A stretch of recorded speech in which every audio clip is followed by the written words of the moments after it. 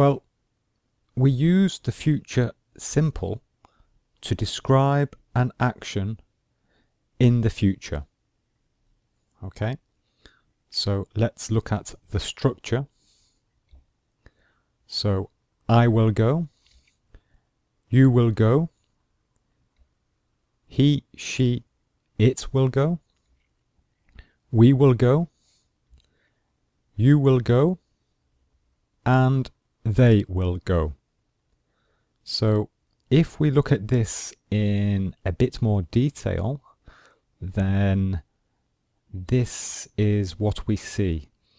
So we can see that the future simple tense is made up of the subject followed by the word will, which is then followed by the verb. Okay, so for example, I will go. I is the subject, will, and then the verb. Now, we can also use the word shall. And the word shall, we can use it instead of will. And it has the same meaning. So, for example, we can say instead of I will, we can say I shall go. So I will go and I shall go, it is the same. So you shall go, etc., etc. However, the word shall is used more in British English, and we don't really use it much in American English. Okay, so that is important. And even in British English, shall is less common than the word will. So will is much more common than shall. But they do have the same meaning. So we'll look at now the negative form. So in the negative we have I will not read, you will not read, he, she, it will not read, we will not read, you will not read, and they will not read. So to form the negative, we simply add the word not after the word will and before the verb. And now the question form. Will I read? Will you read? Will he, she, it read? Will we read? Will you read? And will they read? So, to form the question, we change the order of the words. So you can see in the affirmative, we go from I will read, and we swap the subject with the word will, which makes will I read. You will read, will you read? And we do the same for all of them. Okay. Contracted forms. I'll read, you'll read, he'll read, she'll read, it'll read, we'll read, you'll read, they'll read. So we use the contracted forms usually for spoken English. So when we speak, we don't really write these, but this is how we would spell it if we write it. Okay? And for shall, there is no contracted form, in fact. So, for example, I shall read, it stays the same. There is no contracted form, so it would always be I shall read. Now, let's look at the contracted form for the negative. I won't read. You won't read. He won't, she won't, or it won't read. We won't read. You won't read. And they won't read. So the spelling here is important. So will not is transformed into won't. W-O-N apostrophe T. And that is the same for all of them. Okay? And for shall, well, in the negative, shall not becomes shan't. And we spell that S-H-A-N apostrophe T. Okay? And the meaning is the same. So, for example, I won't read is the same meaning as I shan't read. So here is an example. The first example, I shall not read becomes I shan't read. Okay, let's carry on. Now let's look at the uses. When do we use the future simple?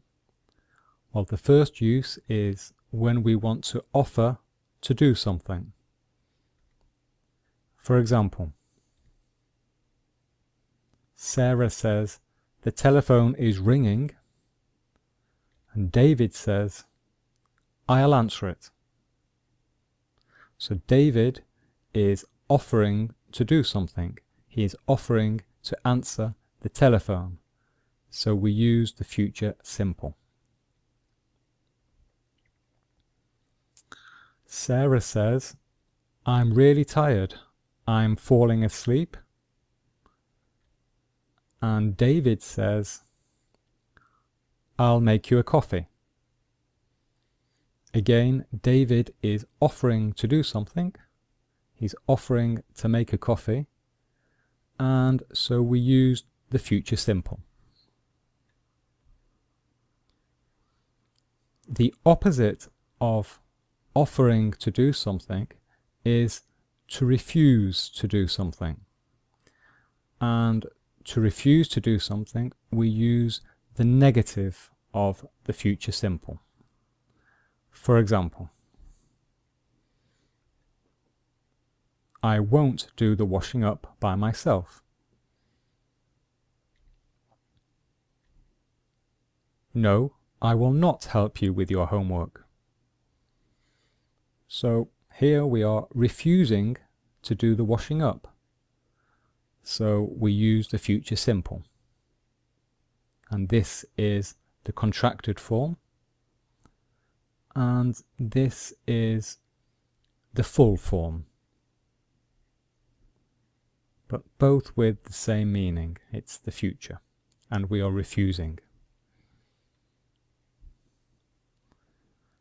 We can also use the future simple as a promise or a threat. So if you help me cook dinner, I will do the washing up. So this is a promise. If you do this, then I promise to do that. Future simple.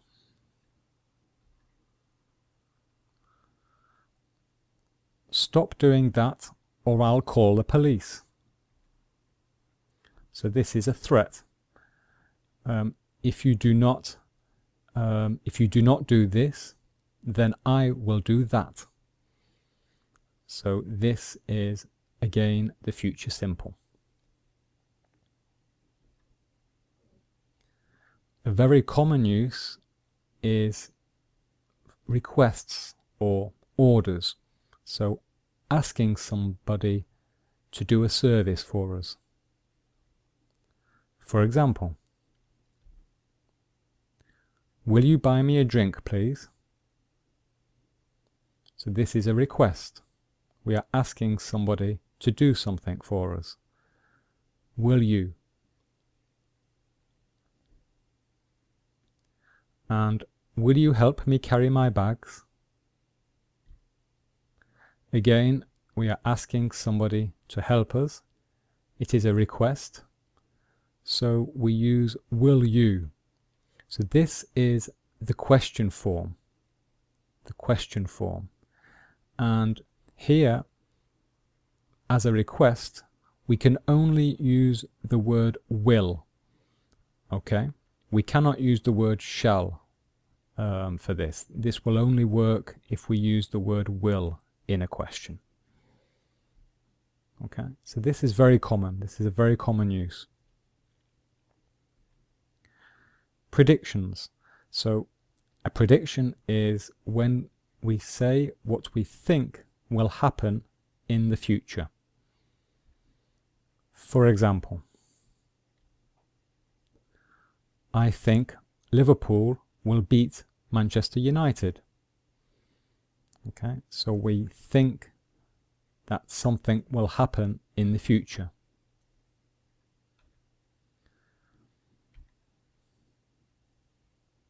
I think that a new window will cost £500. So again, this is talking about the future. Now, we use the future simple to predict the future when we aren't completely certain, when we aren't really sure of the future. Okay? So we're not certain, but we think that this is the situation. Okay? So this is the future symbol here, will cost. So, but if we are certain, if we are sure about something, then we use a different future tense. We use the going to future. So, for example, the same example, the builder called with the cost of a new window. It is going to cost £600. Okay, so do you see the difference? Here now, we now have more information about the window because the builder has called us and he has given us a fixed price. So now we can say it is going to cost £600. We know it now, it is now a fact. So we do not use the future simple. Okay? The meaning is very similar between the two. Both are talking about the future, but there is a difference in the meaning. With the future simple, we are less certain.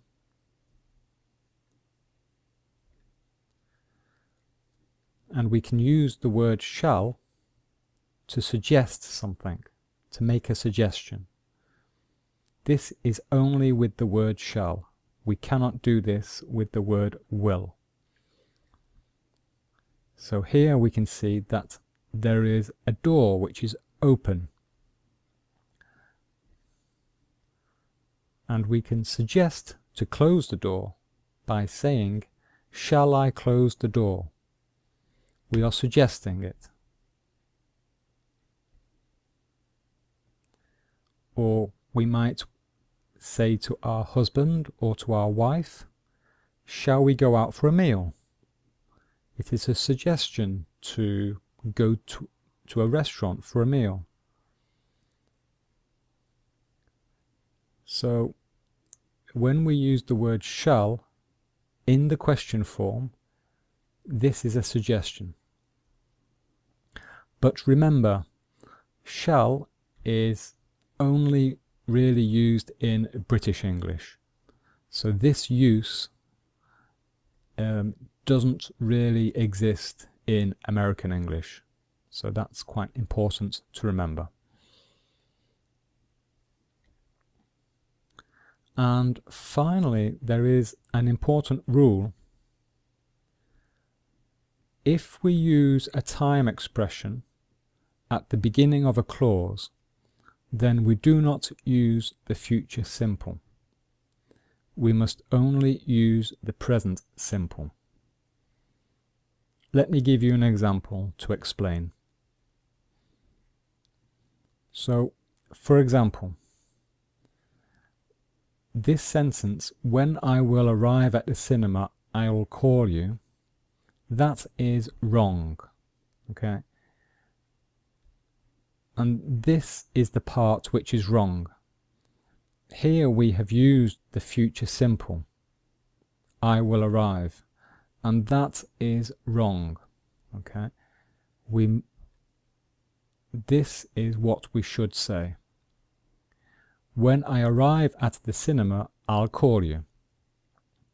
That is the correct way of saying it,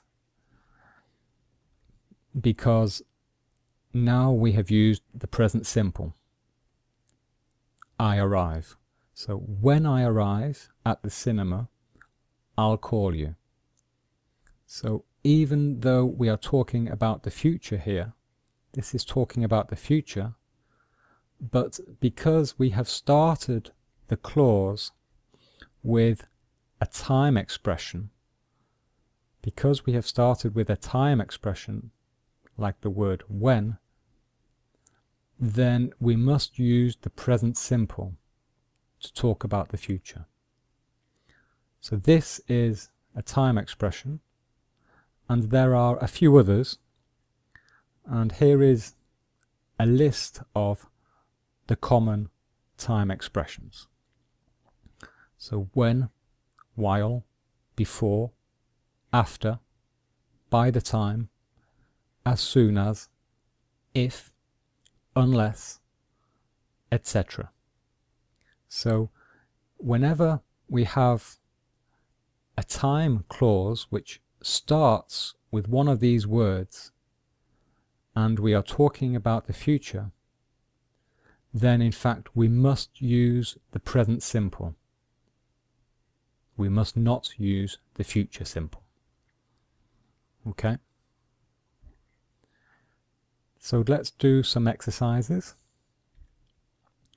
I would like you to put the verbs in brackets in the correct form using the future simple, and do not use the contracted form. Example. So I want you to put the verb wear, in the future simple. And the answer is, he will wear his grey suit at the party. Okay? So there are two questions. Question 1.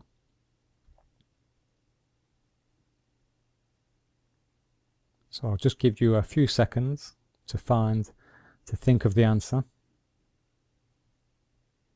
Okay, so I'm going to give you the answer now. I think it will rain tomorrow. The future simple. Question 2. If you vote for me, I something income tax. Again, I will give you just a few seconds, 5 seconds, to think of the answer.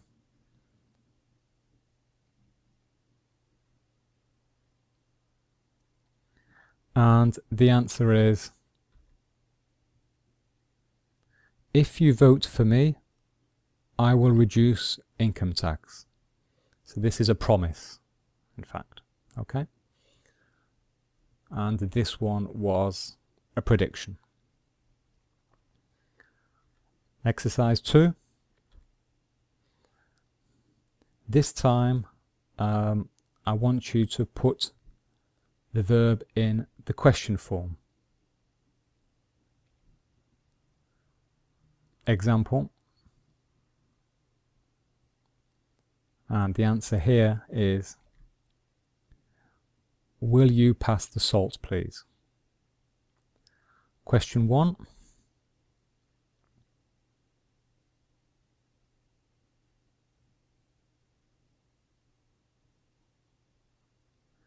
And the answer here is, will you clean the kitchen please? Question 2.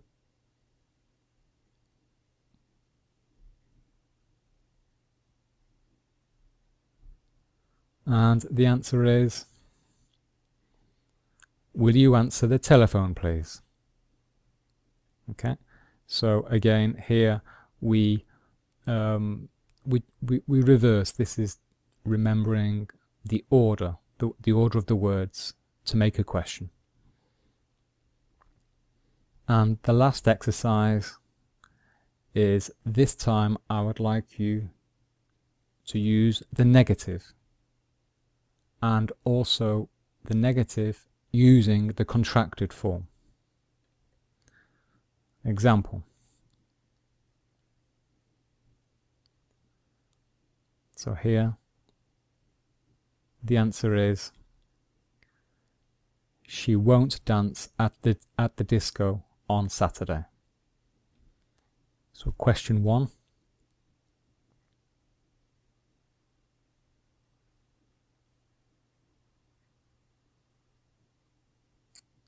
And the answer is, I won't cheat in my English exam. The last question.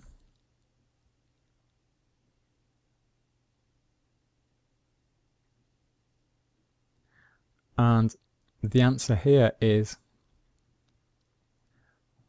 my parents won't buy a new car. Okay, so these are all refusals, if you remember, refusals. So will not becomes won't, W-O-N apostrophe T.